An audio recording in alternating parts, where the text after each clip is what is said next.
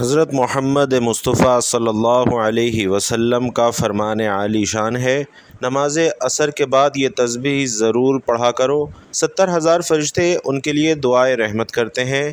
محترم ناظرین، 1400 سال پہلے قرآن پاک آپ صلی اللہ علیہ وسلم پر نازل ہوا تھا، اور اللہ پاک نے ان کلمات کا ذکر قرآن پاک میں کئی مرتبہ ارشاد فرمایا ہے کہ کوئی انسان اگر یہ 3 کلمات پڑھ لے، 70,000 فرشتے اس کے لیے دعائے رحمت اور مغفرت کرتے ہیں، اور ان کی حاجات کی منظوری تک اللہ سے گریہ زاری سے دعائیں مانگتے رہتے ہیں۔ اور ان کلمات کا تذکرہ حضور اقدس صلی اللہ علیہ وسلم نے بھی کچھ اس طرح فرمایا ہے کہ آپ صلی اللہ علیہ وسلم کی خدمت اقدس میں ایک صحابی نے عرض کی، یا رسول اللہ صلی اللہ علیہ وسلم، کوئی ایسی نصیحت تجویز فرما دیجئے کہ دشمن کے شر سے بچاؤ، شیطان کے شر سے بچاؤ، جہنم کے شر سے بچاؤ، پل صراط کے شر سے بچاؤ، قبر کے عذاب سے بچاؤ، حتیٰ کہ محشر کے روز تمام تر عذاب سے بچاؤ، اور رزق کی تنگی سے بچاؤ، تمام مشکلات دینی اور دنیاوی سے بچنا مقصود ہو، کوئی ایسی تجویز فرما دیجئے۔ آپ صلی اللہ علیہ وسلم نے اس کو فرمایا کہ میں تمہیں ایسی تجویز دیتا ہوں، تم نماز عصر کے بعد ان آیات کریمہ کو پڑھ لیا کرو، جو بھی تمہاری حاجات ہوں گی یہ آیات کریمہ اللہ سے فریاد کرتی رہیں گی جب تک پڑھنے والے کی حاجات پوری نہ ہوں۔ نماز عصر کے بعد یہ 3 آیات مبارکہ پڑھ لیں۔ رسول اللہ صلی اللہ علیہ وسلم فرماتے ہیں کہ 70,000 فرشتے شام تک دعائے رحمت اور مغفرت کرتے ہیں جو شخص نماز عصر کے بعد یہ 3 آیات پڑھتا ہے۔ محترم ناظرین، فرشتے اللہ کے خاص بندوں کے لیے دعائیں کرتے ہیں اور رحمت نازل کرتے ہیں، اور یہ بات قرآن اور حدیث میں واضح طور پر بیان کر دی گئی ہے۔ اللہ رب العزت قرآن مجید میں ارشاد فرماتے ہیں کہ وہ یعنی فرشتے ان لوگوں کے لیے استغفار کرتے ہیں جو ایمان لائے ہیں کہ اے ہمارے رب، تو اپنی رحمت اور علم سے سب کو گھیر لے جنہوں نے توبہ کر لی اور تیرے راستے کی پیروی کی، اور انہیں دوزخ کے عذاب سے بچا لے۔ اور اسی طرح رسول اللہ صلی اللہ علیہ وسلم فرماتے ہیں کہ بے شک فرشتے اپنے پروں کو طالب علم کے لیے اس لیے بچھا دیتے ہیں کہ وہ اس سے راضی ہو جاتے ہیں۔ اسی طرح پیارے نبی صلی اللہ علیہ وسلم کا یہ بھی ارشاد ہے کہ فرشتے دن اور رات میں ایک دوسرے کے پیچھے آتے ہیں، اور صبح اور عصر یعنی اشراق کے بعد کی نمازوں میں جمع ہو جاتے ہیں۔ پھر جو رات کے فرشتے تمہارے پاس ٹھہرے ہوتے ہیں وہ اوپر چلے جاتے ہیں۔ اللہ تعالیٰ ان سے پوچھتا ہے، حالانکہ وہ سب جانتا ہے، کہ تم نے میرے بندوں کو کس حال میں چھوڑا؟ وہ کہتے ہیں، ہم نے انہیں نماز پڑھتے ہوئے چھوڑا، اور ہم ان کے پاس نماز پڑھتے ہوئے ہی آئے تھے۔ فرشتے ان لوگوں پر درود بھیجتے ہیں جو اللہ کا ذکر کرتے ہیں، جیسا کہ حدیث شریف میں آیا ہے کہ جو شخص اللہ کے لیے مسجد میں بیٹھتا ہے، فرشتے اس پر رحمت بھیجتے ہیں جب تک وہ اس جگہ بیٹھا رہتا ہے۔ اسی طرح روایت ہے کہ فرشتے مومنین، طالبان علم، ذاکرین اور نیک اعمال کرنے والوں کے لیے دعائیں کرتے ہیں اور اللہ کی رحمت کی بارش کرتے ہیں۔ لہٰذا ہمیں چاہیے کہ ہم اللہ کی اطاعت، ذکر اور عبادت اور علم کی تلاش میں لگے رہیں تاکہ ہم فرشتوں کی دعاؤں اور رحمت کے مستحق بن سکیں۔ اللہ تعالی ہم سب کو فرشتوں کی دعاؤں اور رحمت سے نوازے، آمین یا رب العالمین۔ تو بھائیوں اور بہنوں، اللہ تعالیٰ نے فرشتوں کو اپنے خاص بندوں کے لیے دعا، رحمت، مغفرت اور حمایت کا ذریعہ بنایا ہے، اور قرآن و حدیث میں اس کے مزید دلائل بھی ملتے ہیں۔ پیارے آقا صلی اللہ علیہ وسلم فرماتے ہیں کہ جو شخص اپنی بیوی کو دیکھتا ہے اور وہ اسے خوش کرتی ہے یا وہ اسے خوش کرتا ہے اور اس کا ہاتھ پکڑ کر نماز پڑھتا ہے تو فرشتے اس پر رحمت بھیجتے ہیں۔ اسی طرح نبی علیہ الصلاۃ والسلام کا فرمان ہے کہ جب کوئی شخص اپنے بیمار مسلمان بھائی کی عیادت کرتا ہے تو فرشتے اس کے لیے رحمت کی دعا کرتے ہیں جب تک وہ وہاں موجود رہتا ہے۔ اسی طرح نصیحت ہے کہ سفر میں اللہ کا ذکر کرنے والوں کے لیے فرشتوں کی حمایت فرمایا گیا ہے کہ جب تم سفر کرو تو درختوں اور پہاڑوں میں اللہ کی تسبیح بیان کرو، کیونکہ فرشتے تمہارے ساتھ ہوتے ہیں اور تمہارے لیے دعا کرتے ہیں۔ اسی طرح رسول علیہ الصلاۃ والسلام یہ بھی فرماتے ہیں کہ جمعے کے دن ایک وقت ایسا ہوتا ہے کہ اگر کوئی مسلمان اس وقت اللہ سے دعا مانگے تو اللہ اسے عطا کرتا ہے، اور فرشتے اس دن درود پڑھنے والوں کے کے لیے دعا کرتے ہیں۔ نبی علیہ السلام یہ بھی ارشاد فرما رہے ہیں کہ اگر لوگ جان لیں کہ اذان اور صف اول میں کتنی فضیلت ہے اور ان کے لیے قرآن دازی کے سوا کوئی چارہ نہ ہو تو وہ ضرور قرآن دازی کریں، اور اگر وہ جان لیں کہ نماز کے لیے جلدی آنے میں کتنی برکت ہے تو وہ ضرور سبقت حاصل کرنے کی کوشش کریں، اور اگر وہ یہ جان لیں کہ عشاء اور فجر کی نماز میں کتنی فضیلت ہے تو وہ ضرور آئیں، خواہ انہیں رینگتے ہوئے ہی کیوں نہ آنا پڑے۔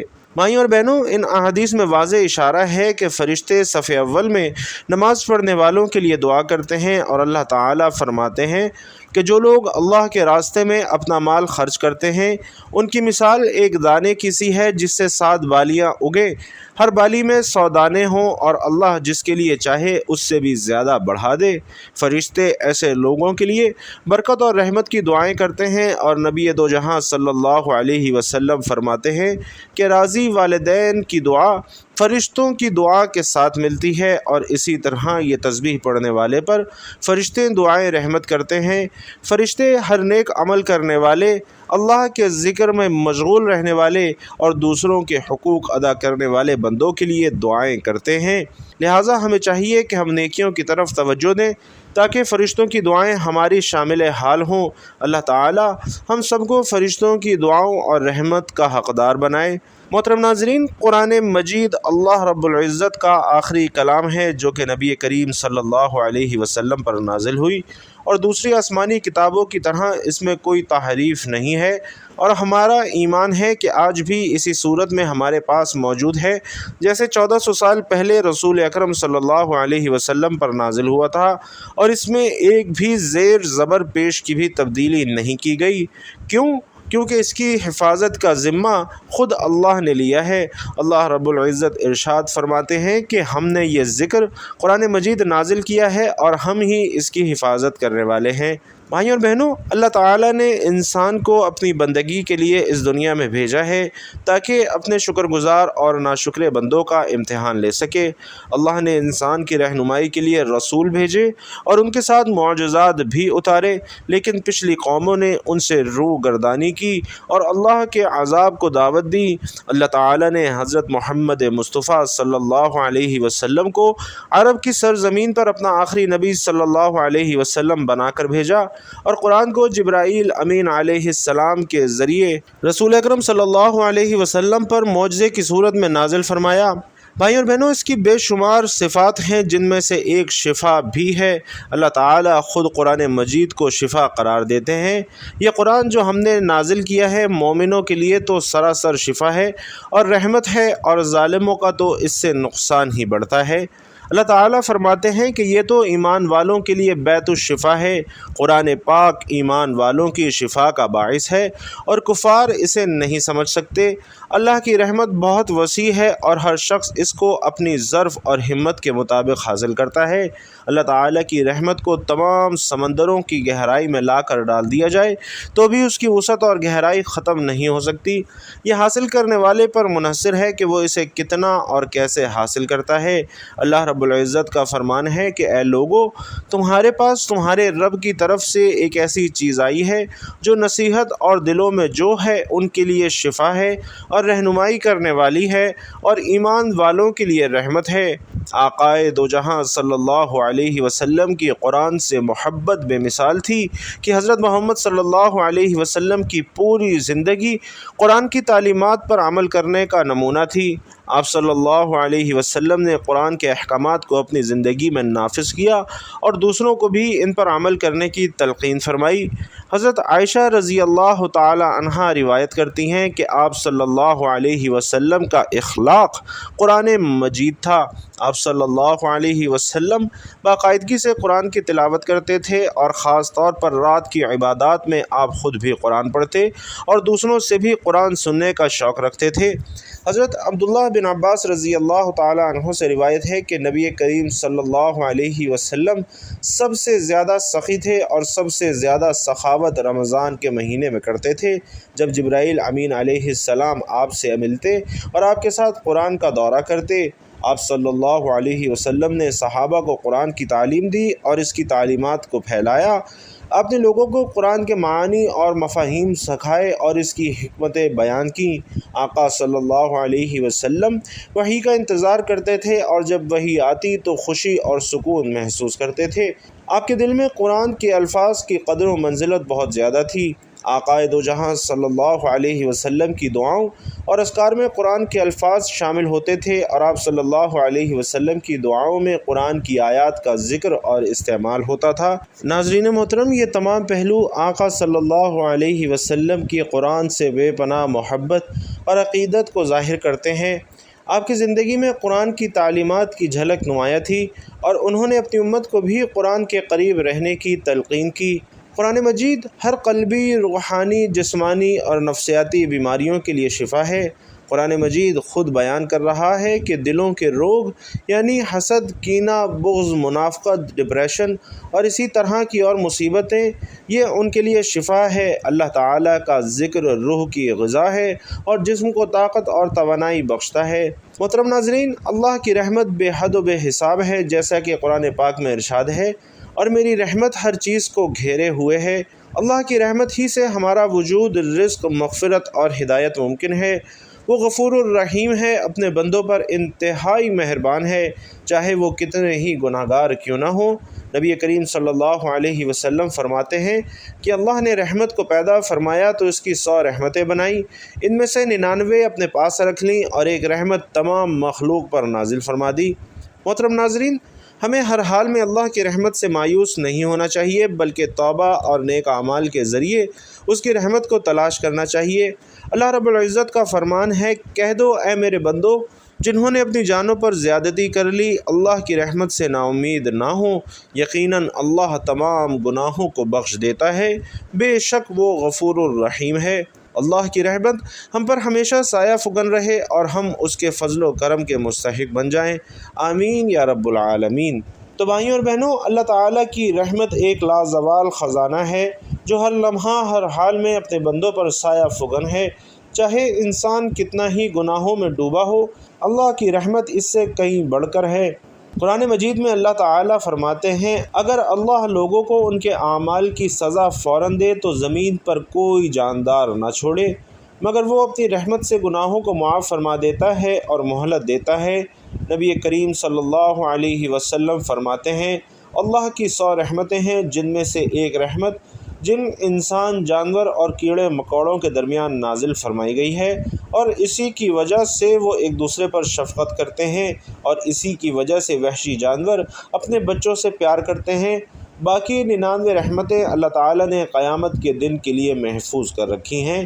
اللہ تعالیٰ گناہ گار کی توبہ کرنے پر خوش ہوتا ہے، جیسا کہ حدیث قدسی میں آیا ہے کہ اللہ اپنے بندے کی توبہ پر اس سے زیادہ خوش ہوتا ہے جتنا تم میں سے کوئی شخص اپنے اونٹ کو کھلے میدان میں پا کر خوش ہوتا ہے۔ تو ناظرین، اللہ کی رحمت سے کبھی بھی مایوس مت ہوں، چھوٹے سے چھوٹا نیک عمل بھی اس کی رحمت کو جذب کرنے کا ذریعہ ہے۔ ایک لمحے کی توبہ، ایک نظر رحمت، ایک دعا کی قبولیت، یہ سب رحمت الہی کے دروازے کھول دیتے ہیں۔